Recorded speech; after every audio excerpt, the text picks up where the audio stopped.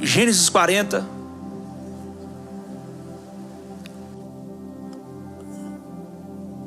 Versículo 8.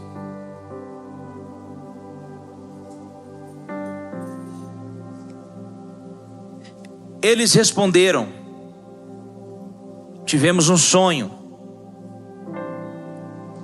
e não há quem o possa interpretar. Disse-lhes José: porventura não pertence a Deus as interpretações? Conta-me o sonho.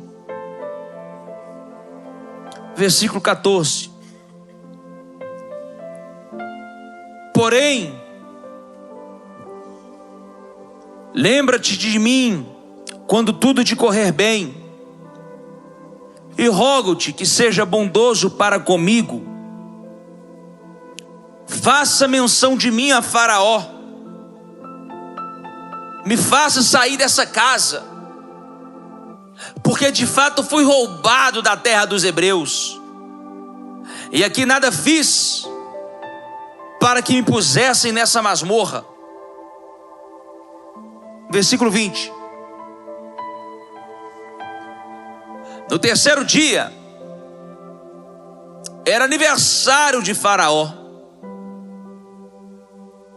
Deu este um banquete a todos os seus servos, e no meio destes reabilitou o copeiro-chefe. E condenou o padeiro-chefe. Versículo 23. O copeiro-chefe, todavia, não se lembrou de José, porém dele se esqueceu. Não se lembrou de José, porém dele se esqueceu. Me dá toda a sua atenção. Nós já estamos mergulhando e meditando na história de José desde o primeiro culto de dezembro. Inclusive, eu vou pegar essa coletânea, todas as pregações que estão aí no YouTube, e possivelmente nasça um livro ou um e-book sobre a história de José. Eu já disse e volto a repetir: tem alguns personagens bíblicos, existem alguns ícones na palavra que particularmente falam ao nosso coração. Por exemplo, talvez você tenha uma paixão aí, um amor, um apego a Davi, a história de Davi. Talvez você é alucinado com Paulo e apaixonado com Paulo. E assim, cada um tem a sua preferência, tem alguma coisa que por algum motivo te conecte mais a um personagem. Eu particularmente sou assim, alucinado com José e com Jacó. Esses dois personagens bíblicos, talvez é uma história muito parecida com a minha, uma personalidade muito parecida com a minha, um jeito de viver a vida, e a gente acaba se vendo no outro, não é assim? A gente começa a se ver no outro. A Bíblia tem esse poder. O pastor Jackson Marques fala algo lindo: quando você abre a Bíblia, é a Bíblia que te abre. Quando você lê a Bíblia, é a Bíblia que te lê. Esse é o fascínio, isso que é o encanto desse livro, que há mais de 4.000 anos, primeiro a religião judaica e todas as outras religiões oriundas dela, e agora nós, o cristianismo, há 2.000 anos, meditamos toda santa semana nos mesmos textos, nos mesmos personagens, e a gente vai ficar aqui, irmão, até essa era acabar, e nós não vamos dar conta de explorar, de extrair cada lição que esses textos nos entregam. Esses textos não estão aqui somente para provar o que aconteceu com Israel. Esses textos não estão aqui só para provar que Deus é Deus. Esses textos estão aqui, muito pelo contrário, para te dar luz, para trazer paz, direcionamento, convicção, certeza dos seus caminhos, das suas atitudes, das suas escolhas. Por quê? Porque quando você lê esses textos, não está falando da história de José, está falando da sua história.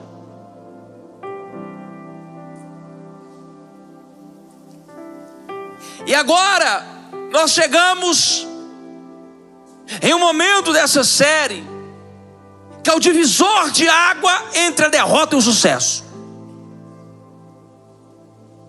Nós chegamos agora no cenário ideal, que é agora o divisor entre uma história que poderia ter dado tudo errado e poderia ser uma história deprimente, melancólica, vitimista, como muitos gostam de contar a sua própria história, porque infelizmente muitos pararam na estação prisão. São estações. Eu estava esse ano na Suíça, e eu não sei como nós demos conta de arrumar 8 malas. 8 malas. Eu me lembro que desceu um Uber, e eles são muito educados lá, muito educados. Mesmo ser com 8 malas, irmão, eles não te maltratam. É assustador o nível de hospitalidade daquele povo. E nós somos latinos, hein? Tudo bem que a Kelly não parece latina, mas é latina. Pastor, o que você quer dizer? Quem é latino e já viajou para fora sabe o que eu estou dizendo. Ponto. Nós e a África, meu filho, sofre. Teve um Uber que olhou para mim e perguntou assim: vocês têm algum problema? Ele teve coragem de me perguntar. E eu falei assim: temos. E falei: temos. Mas nesse negócio de economizar, que eu não sei se depois foi economia, a gente cismou de ficar andando de trem para um lado e para o outro. Só que nós trocamos de 4 cidades em 7 dias, com 8 malas. 8 malas. De uma coisa eu sei: se nada der certo com o pastor, um maleiro suíço bom eu viro.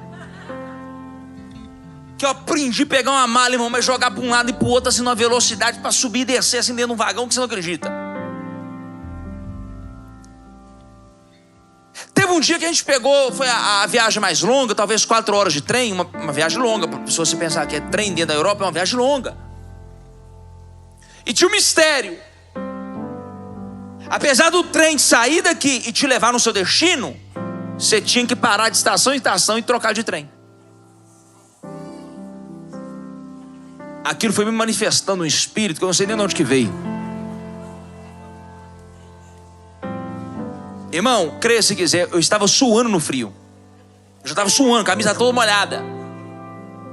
Irmão, pensa num serviço braçal. Eu pensei: venci. Estou rico na vida. Estou na Suíça, em Genebra, em Zurique, em Lucerna. Mal sabia que ainda era tempo de tratamento. Mas a verdade é que em cada estação, o que a gente tinha que fazer? Descer e aguardar.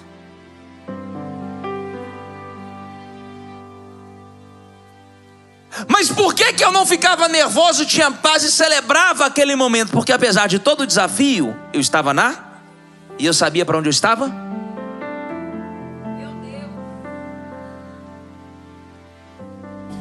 Diferente disso é a vida. Porque a vida, talvez você não tenha tanta certeza para onde você está indo.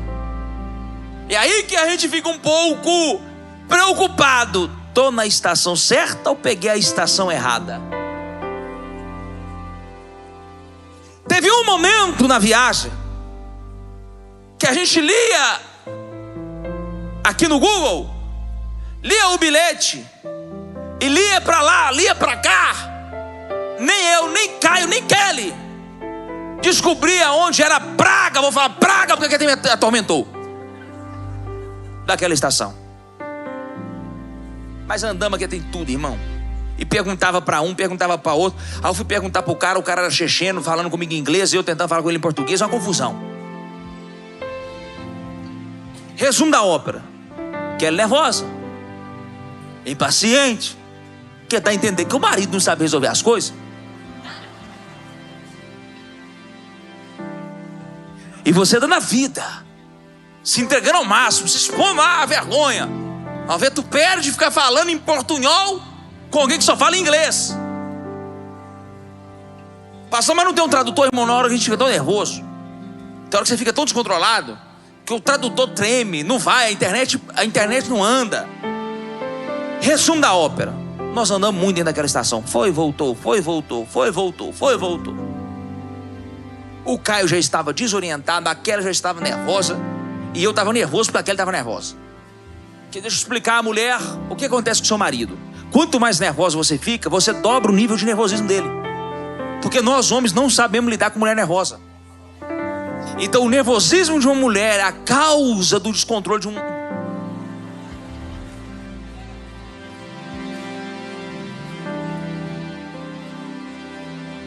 Eu demorei anos na terapia para descobrir isso. Estou te ajudando a acelerar o processo.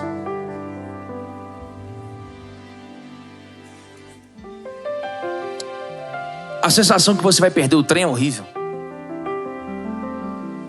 Vou ter que pagar tudo de novo. Tem que ir lá pegar bilhete de novo. A sensação de você estar no lugar certo e não saber o que fazer mesmo no lugar certo é horrível. A sensação de estar todo mundo tranquilo, indo para o seu destino, e só eu que não consegui resolver o meu destino, é horrível. Mas eu também descobri que tudo que é novo, a gente não sabe. E se não sabe, existe um tempo para aprender. Isso não quer dizer que você é incapaz, que você é impotente, que você é burro. Isso não quer dizer que você não vai chegar. Isso não quer dizer que você não tem condição. Só precisa de um tempo para você descobrir como faz. E aí, em dado momento, eu falei com aquele: amor, deixa eu falar um negócio com você. Aqui ninguém vai roubar nós. As 8 malas aqui ninguém vai mexer. Nós estamos na Suíça, pode ficar tranquilo. Aqui não é o Vidigal, aqui não é o Pavãozinho. Pode ficar sossegada. Fique tranquila. É só questão de tempo. Nós vamos achar um jeito de entrar no trem certo. É melhor esperar e entrar no trem certo que você pegando um tanto de vagão errado. Sabe o problema? Tem que casar. Vagão errado, cuidado. Aí o nome do varão é vagão. Pronto, aí foi a resposta de Deus. Se você tá com vagão, filha, foi pra você, tá?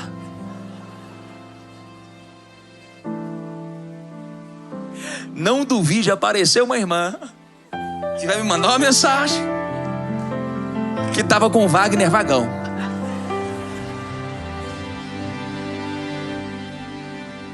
Muito bom.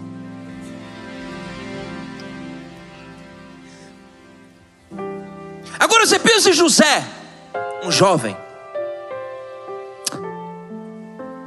está vindo vendido pelos seus próprios irmãos, lá da terra de Canaã, terra onde ele era abençoado, onde o seu pai era rico, onde o seu pai era próspero, onde a sua família tinha tudo. Lembrando, José não era um pobre coitado. Venderam José como escravo, mas eu preciso te lembrar todo culto, ele nunca foi escravo. Qual a diferença de um escravo para um não escravo? Mentalidade. Mentalidade. Existe um grande libertador de escravos que se chama Abulidor, que ele trabalhou muito nessa questão para libertar escravos nos Estados Unidos da América. Que ele vai dizer assim, ó: libertei 1000 escravos. Poderia ter libertado mais 10.000 se eles soubessem que eram escravos.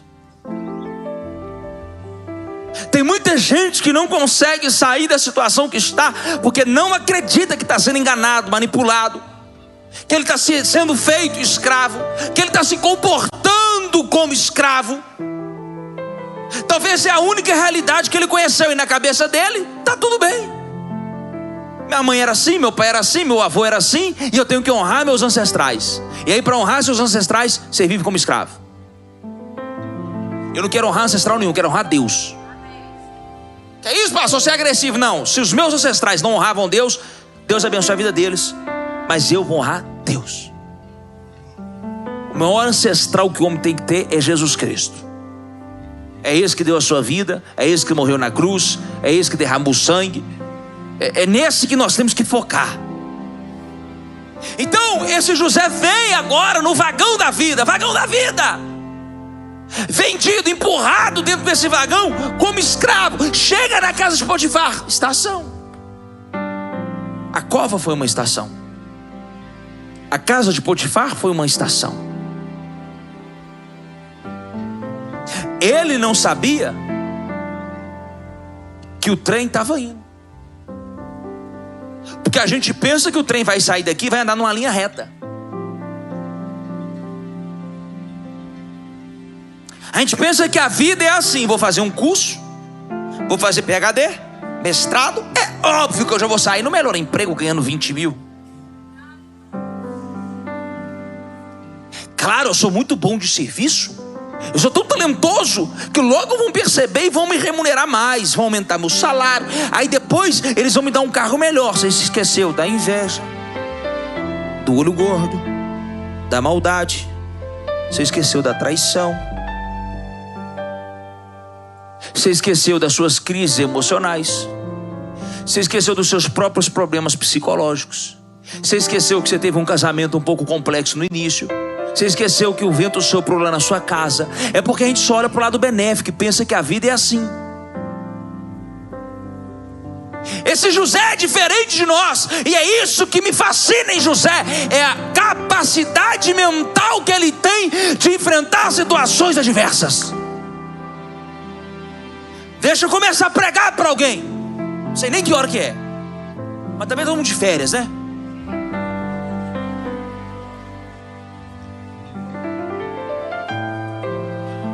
É a capacidade que esse moço tem em tomar porrada e continuar de pé. É a capacidade que ele tem de estar tudo contra e ele não demonstrar fraqueza. Ele está sendo traído pelos irmãos, acusado pela uma maluca maníaca, sendo exposto à vergonha a nível nacional, e ele continuar convicto de quem ele é. O que vai te manter de pé, forte, inabalável, diante de tanta porrada que a vida dá, é a convicção de quem você é e dos seus valores.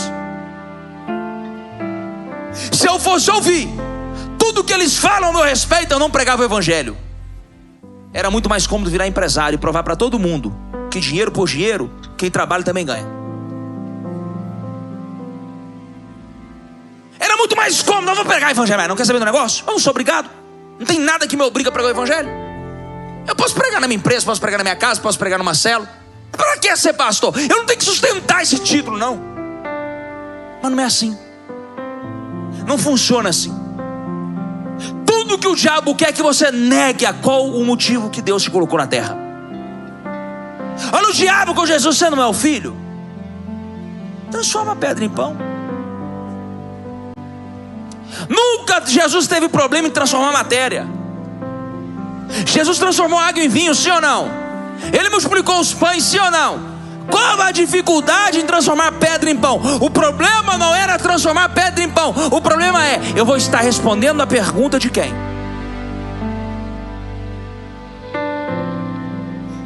Toma cuidado para que as suas ações não estejam pautadas em responder algo para alguém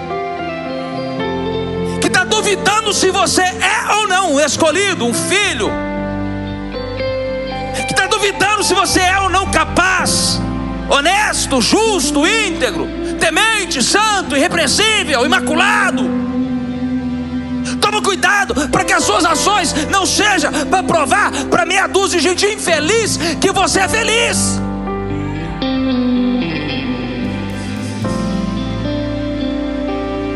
O que me fascina em José é a capacidade de ver Deus, de não murmurar.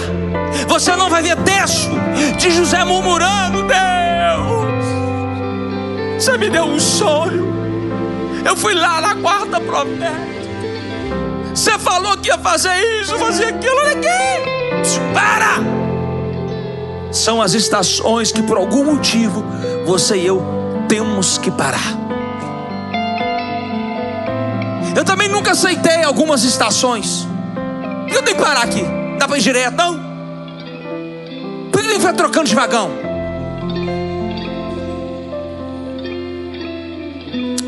Por que tem que pegar tudo que é meu e falar assim: vou parar aqui?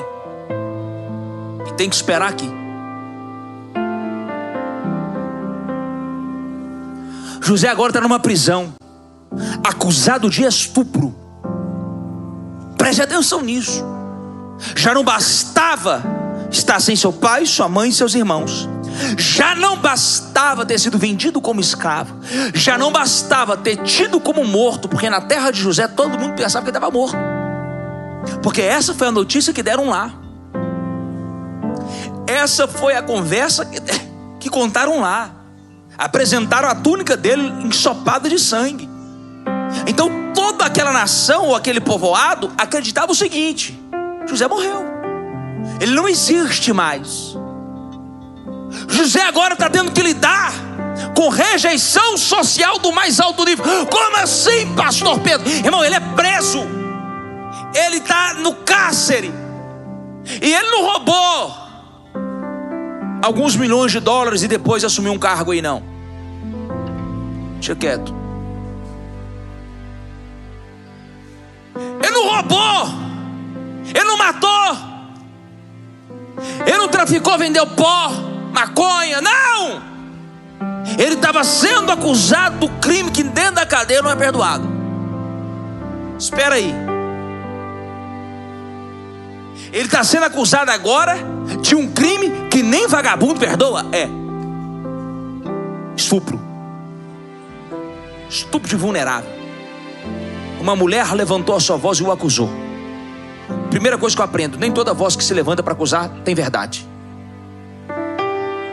Mas sabe a nossa característica? Quando alguém é indefeso e ele acusa, a sensação que tem que quem é mais forte já é culpado. Vou te explicar: alguém sai da igreja machucado e ferido, a culpa é do pastor, nunca a culpa é dela.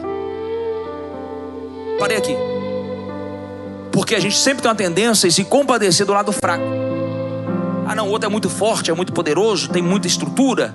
Com certeza passou o trator, não teve dó, não teve piedade, foi insensível, não foi justo, foi ingrato. E aí vai o discurso. Porque a gente tem essa mania de tomar a dor do mais fraco, sendo que o mais fraco também peca, o mais fraco também erra. Não é porque é frágil e tem aparência de frágil, irmão, que não faz crimes hediondos, acusações levianas, mentiras descaradas. Por isso que essa vida, irmão, é um negócio doido. Eu vi um vídeo esses dias de um jovem, que já não é tão jovem, colocaram ele de frente, depois de 14 anos de cadeia, a mulher que o acusou, e ele foi preso depois de 14 anos que conseguiram provar que ele era inocente, totalmente inocente. Colocaram ele de frente da acusadora.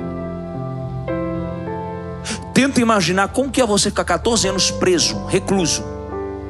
Perdeu seus sonhos, seus projetos, seus ideais, sua família. Perdeu sua moral, sua reputação, sua honra. Perdeu tudo, tudo. E depois de 14 anos alguém ainda tem que falar para você assim: perdoa.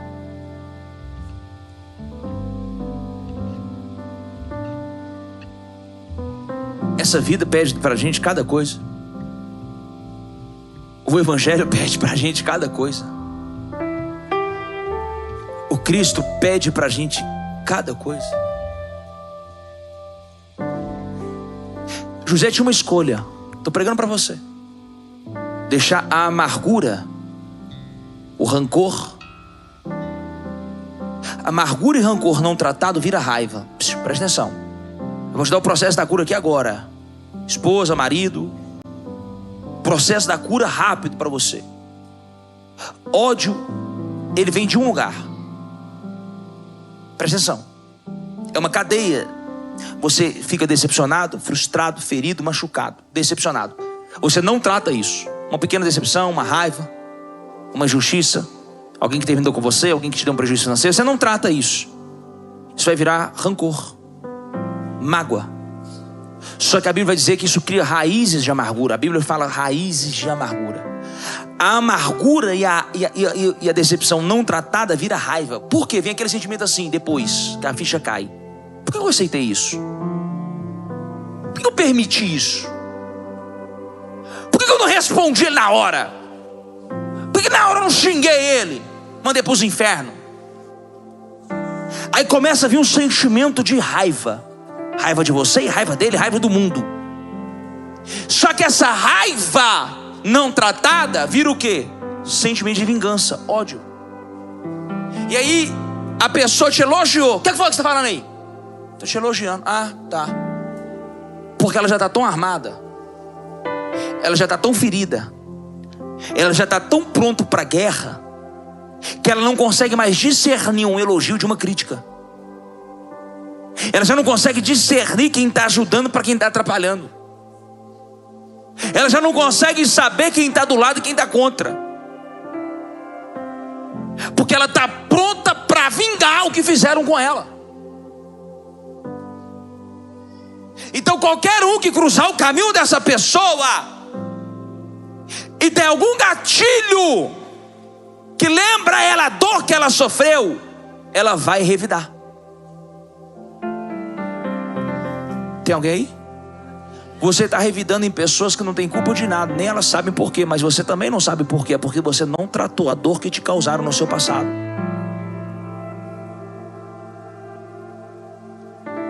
Vira bicho, pitbull, selvagem, da caverna.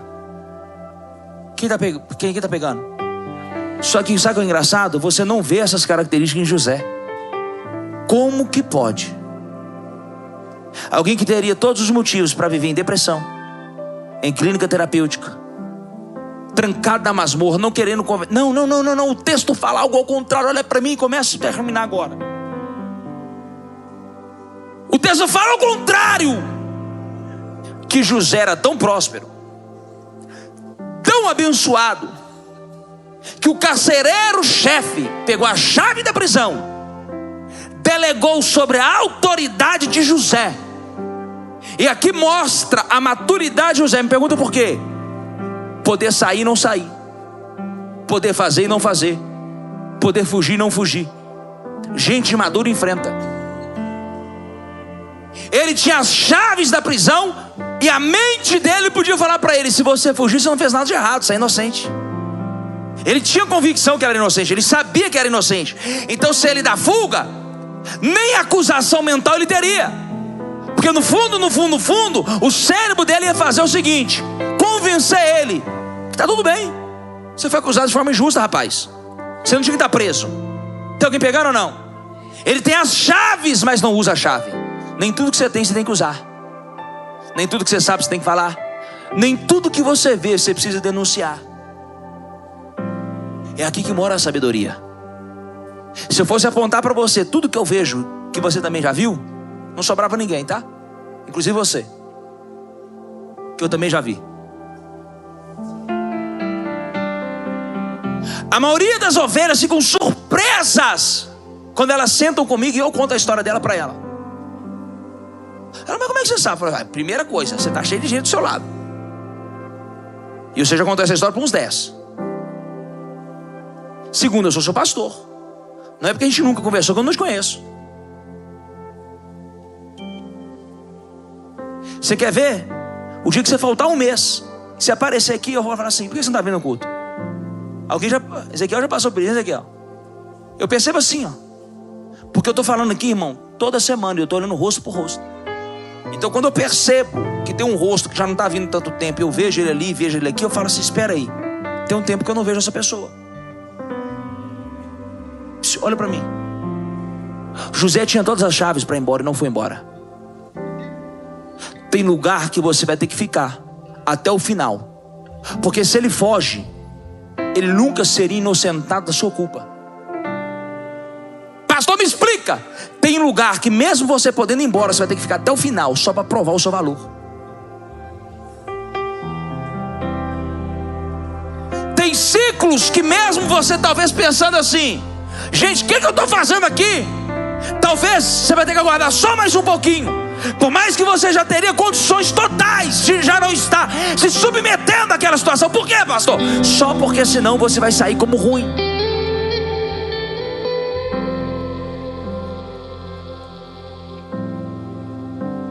Quem está pegando? Tem lugares, irmão, que enquanto não resolveu o que tem que ser resolvido, é melhor ficar. Principalmente se você sabe que você é inocente. Principalmente se você sabe que você não tem culpa. Principalmente se você sabe que você está sendo injustiçado. Aleluia. José é tão próspero. Tão próspero.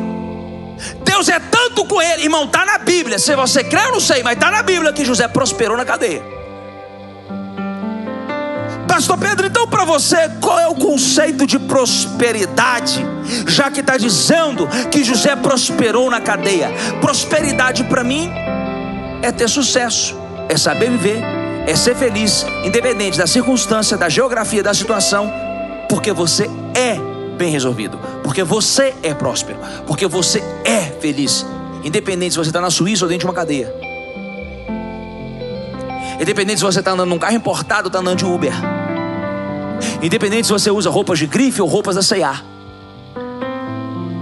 independente se estão te aplaudindo e você tem milhões de views ou ninguém te conhece, você é próspero. Prosperidade não é uma condição externa, prosperidade é uma condição interna. Todos os lugares que José passou prosperaram. O texto é enfático em dizer que a casa de Potifar prosperou depois que José começou a trabalhar lá. A cadeia prosperou. Pastor, o que é prosperar? É tudo que estava bagunçado volta para o lugar. Tudo que estava sujo fica limpo. Tudo que estava quebrado é consertado. Por isso que saiu uma frase, surgiu uma frase que até o bispo Bruno Leonardo está usando ela, mas não é dele não. Mas ele pode usar, que eu também uso. Nada quebrado, nada faltando e nada fora do lugar. Eu vou te falar que a cadeia que a gente foi lá, ela é uma iniciativa público-privada. Ela não é gerida pelo Estado. Dentro dessa cadeia não tem um guarda armado. É lá em Ribeirão das Neves. A cadeia é mais limpa, desculpe falar assim, do que a casa de mais irmãos aqui. Ela tem mais ordem, mais organização que muita família aqui.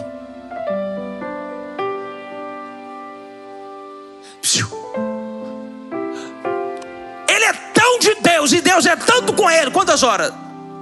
12:10, vou acabar agora. Eu tenho mais 20 minutos pela lógica. Pela lógica que nós criamos aqui depois de 12 anos. Fomos criando. Tá bom?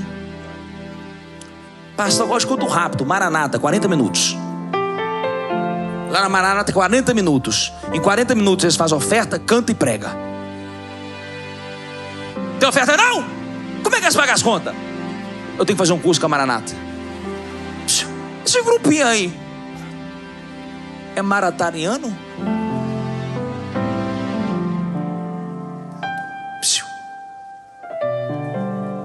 Eles fizeram eu perder meu raciocínio.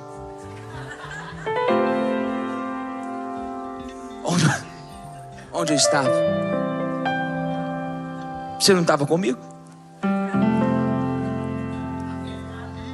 Não, gente, nada que a Bárbara falou, eu falei, estava lá, calma aí. Pela lógica, eu tenho 20 minutos.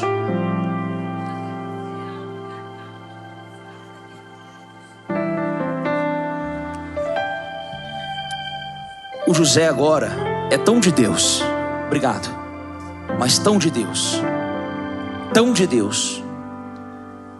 que ele pega, Deus pega o melhor cozinheiro de todo o reino do Egito, chamado padeiro-chefe.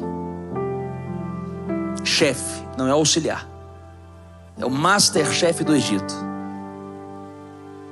Deus pega o melhor sommelier, o melhor batedor de vitamina, o melhor fazedor de suco de açaí. Então Deus pega o principal cozinheiro e o principal copeiro, prende. Aonde? Lá na cela de José. Espera aí. José agora tem à sua disposição sobre o seu reinado. José tem sobre a sua jurisdição. José tem sobre a sua gestão agora os 2 melhores profissionais do ramo de toda uma nação. Yes. Pessoas prósperas são assim. As coisas vão até ela. Eu vou falar de novo. Pessoas prósperas são assim. As coisas te encontram. Pastor, me fala mais disso. Falo. José era inocente, sim ou não? Deus já estava preparando ele para assumir qual lugar? O trono do Egito. Aí Deus preparando José, pega o cozinheiro, pega o copeiro e fala assim: já ensina José a se portar na mesa?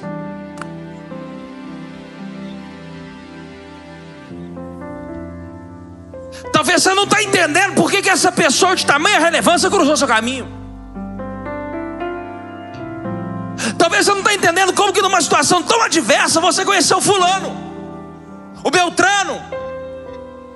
Você não está entendendo porque que nesse lugar tão estranho que você foi parar, que você não sabe nem porquê.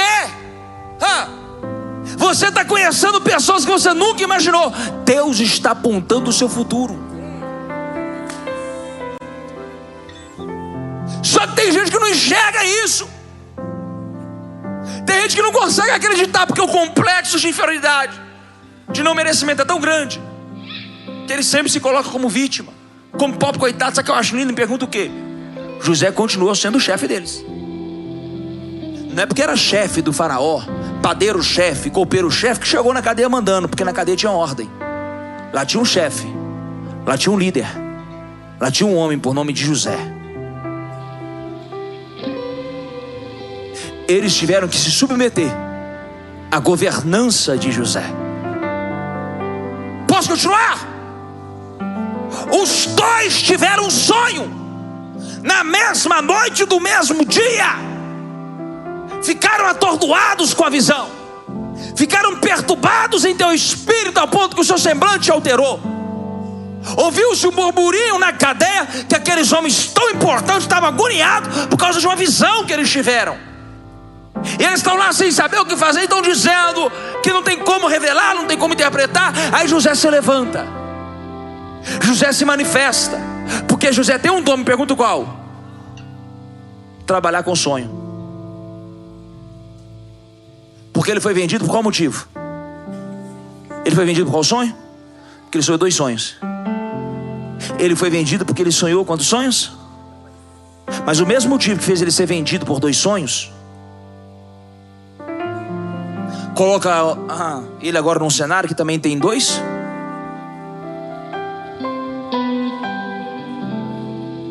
Talvez o mesmo motivo que te fez ser perseguido, o mesmo motivo que te fez passar por algumas situações que você não queria passar, é o mesmo motivo que vai te livrar de alguns problemas.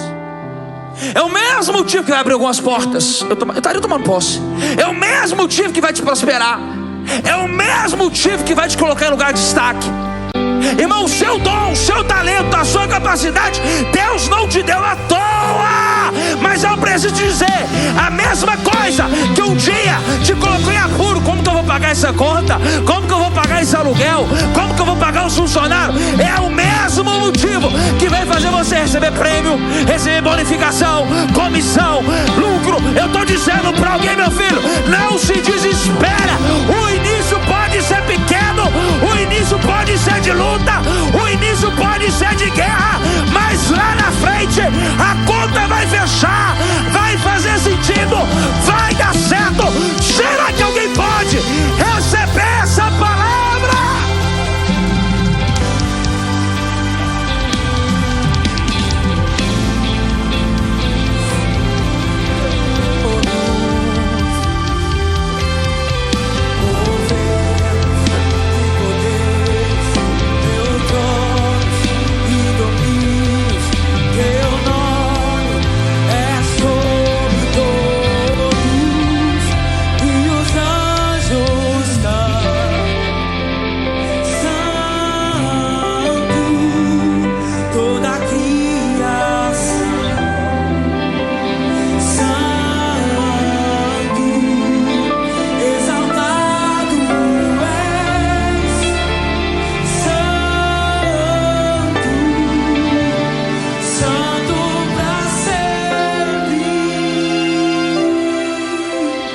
Conte-me o sonho. Estou terminando mesmo. Conte-me o sonho. Eu tive um sonho. Eu olhava assim, olha aqui o sonho. Em meu sonho eu via uma videira perante mim. Na videira 3 ramos a brotar a vide, havia flores. Os seus cachos produziam uvas maduras. O copo de Faraó estava na minha mão. Tomei as uvas, espremi no copo de Faraó e dei na própria mão de Faraó. Então lhe disse José: esta é a sua interpretação. Os 3 ramos são 3 dias. Quantos dias? Dentro ainda de 3 dias Faraó te reabilitará e te reintegrará o cargo, e tu lhe darás o copo na própria mão dele, segundo o costume antigo, quando lhe eras copeiro. Aí José faz um pedido: lembra-te de mim quando tudo te correr bem, e rogo-te, seja bondoso para comigo.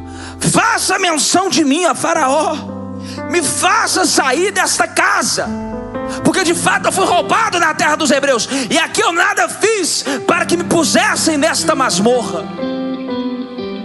Vendo o padeiro-chefe que a interpretação era boa, disse a José: eu também sonhei. Tem gente que é assim, só passa a crer que você é profeta quando o outro testemunha que você é profeta. Tem gente que é assim, só passa a acreditar no seu ministério quando a pessoa que ele conhecia começou a dar certo através do seu ministério. Eu conheço esse tipo de gente.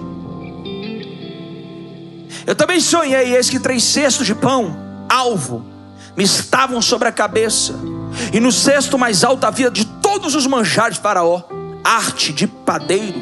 As aves comiam do cesto da minha cabeça. Então lhe disse José: a interpretação é essa. Os 3 cestos também são 3 dias. Dentro de 3 dias Faraó te tirará fora a cabeça e te pendurará no madeiro, e as aves te comerão as carnes.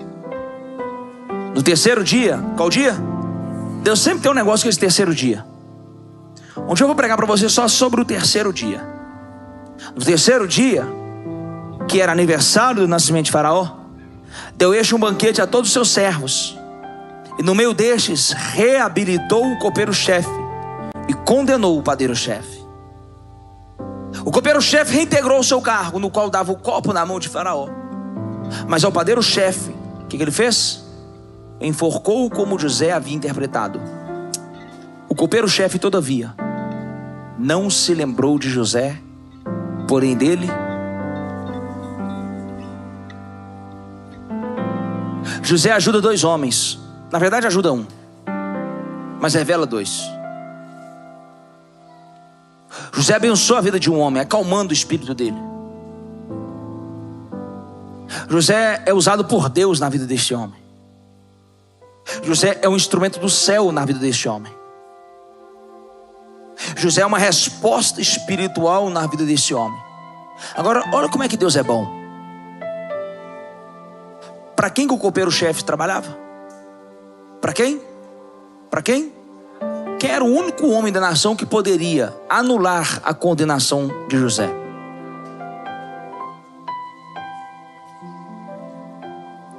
José faz um pedido, e eu termino aqui, pode ficar de pé. Pode ficar de pé.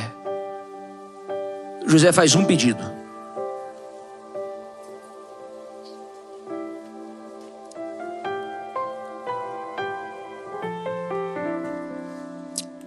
José faz um pedido: lembra-te de mim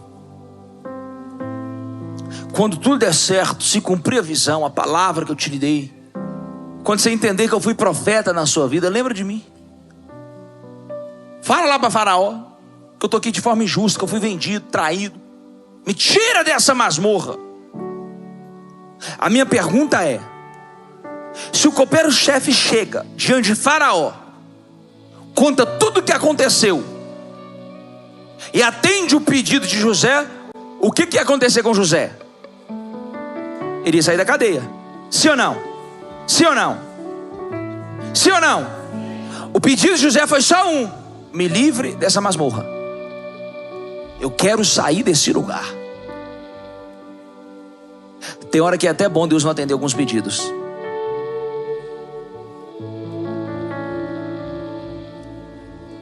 Se Deus atende o pedido de José naquele tempo, até aliviaria um pouco a carga, até resolveria parte do problema. Talvez José ia viver a vida toda acreditando que aquilo ali era o máximo. Talvez ele ia viver a vida toda sem saber o que tinha no próximo capítulo. Talvez ele nem imaginaria aonde ele poderia chegar se ele soubesse esperar um negocinho que a gente tem dificuldade, chamado tempo de Deus. A gente fica com raiva de algumas pessoas que não nos ajudam, né? Se ela te ajudasse, ela estaria abortando o que Deus tem.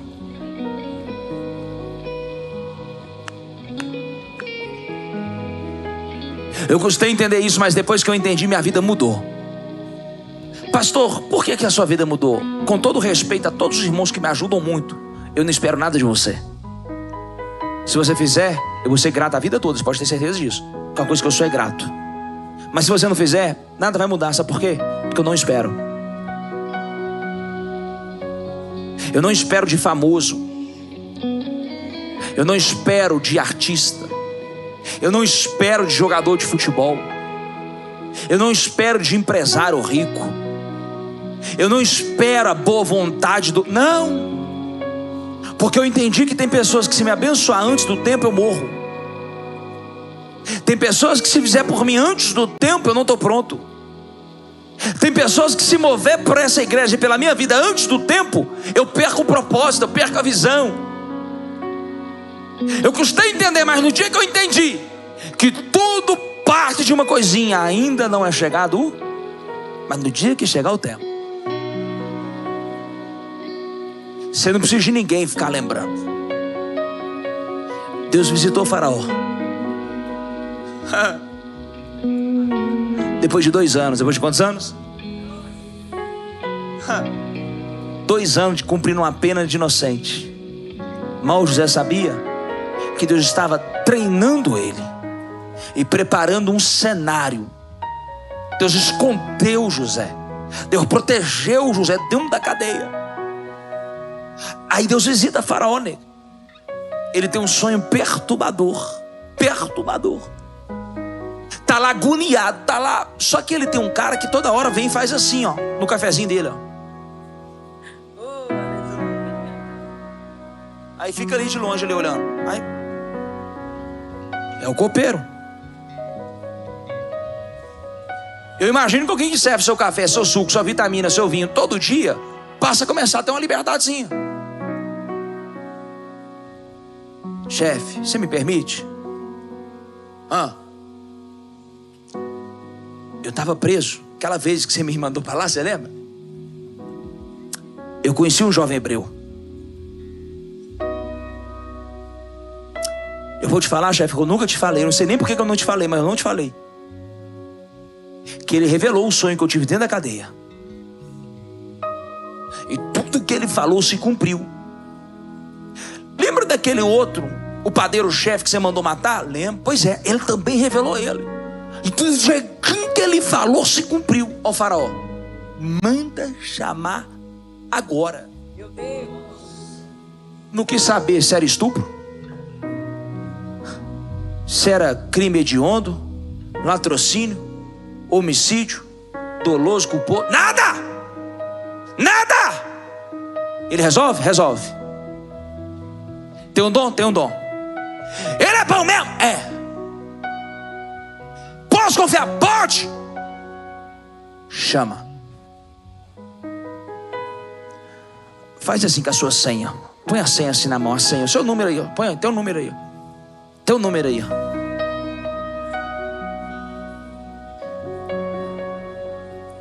Preciso falar algo. Nem que Deus tenha que visitar o faraó, o presidente, o senador, o deputado, o governador, o juiz, o promotor. Nem que Deus tenha que visitar a mulher de Herodes, como visitou e deu para ele um sonho, que aquele Jesus era inocente. Eu não sei quem Deus vai ter que visitar em teu favor.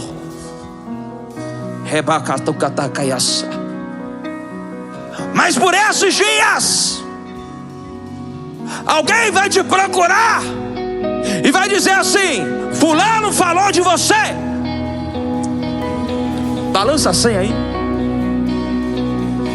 Eu ouvi dizer que que você é bom nisso, é bom naquilo, que você é. Me contaram por aí. Essa é a Hulk de Candoreprá, Ramanto Cotoxere Cadarabraçaia, que esse problema só você tem a manha. Pessoas que hoje cruzaram o seu caminho, que você ajudou, e você pensa que não fizeram nada. Era Deus aguardando a hora certa, porque na hora certa a senha vai chamar, a senha vai chamar, a senha vai chamar, a senha. Ai, ai, ai, ai. Só em ti confiarei, eu nada temerei, em frente eu irei, pois eu sei que vive está, e o dia voltará do céu pra nos buscar, pra sempre reinará. Aleluia. Só em ti confiarei, eu nada temerei, em frente eu irei, pois eu sei que vive está, e o dia voltará do céu pra nos buscar, pra sempre reinará. Aleluia. Coloca a mão no seu coração. Eu vim trazer esperança para alguém. Essa mensagem é para acalmar esse coração tão ansioso e aflito.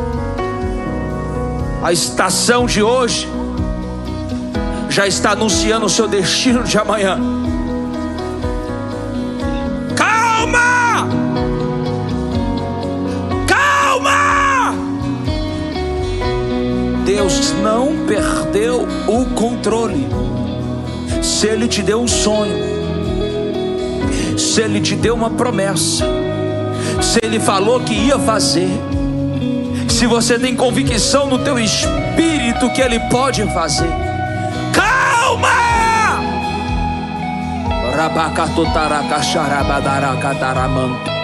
Que o Espírito Santo te conduza aos pastos verdejantes, que Ele te conduza aos mananciais de águas tranquilas, que Ele endireita as tuas veredas, que Ele aplana os montes e eleva os outeiros. João Batista, ele veio preparar um caminho. João Batista veio preparar o caminho. E eu preciso te dizer que já tem anjos como João Batista preparando o caminho para que os seus dons, os seus frutos, os seus talentos, o seu caráter, a sua essência venha a ser manifestada.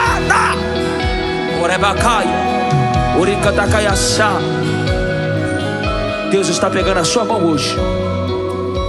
Deus está pegando a sua mão nessa manhã. Tu és a minha luz, Eu quero ouvir. e a minha salvação, e a ti me renderei.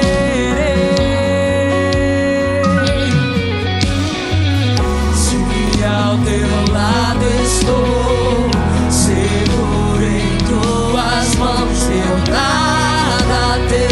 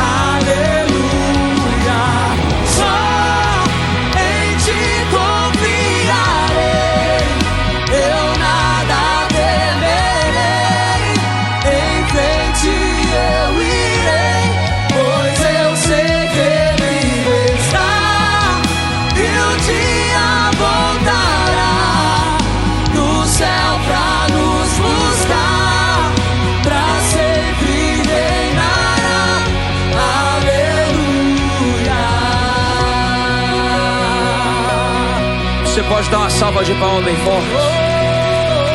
Você pode dizer glórias a Deus. Grita assim: eu creio que a minha vez vai chegar. Eu creio que a minha vez já está chegando. Eu creio. 2025 é a minha vez. Vem Jesus.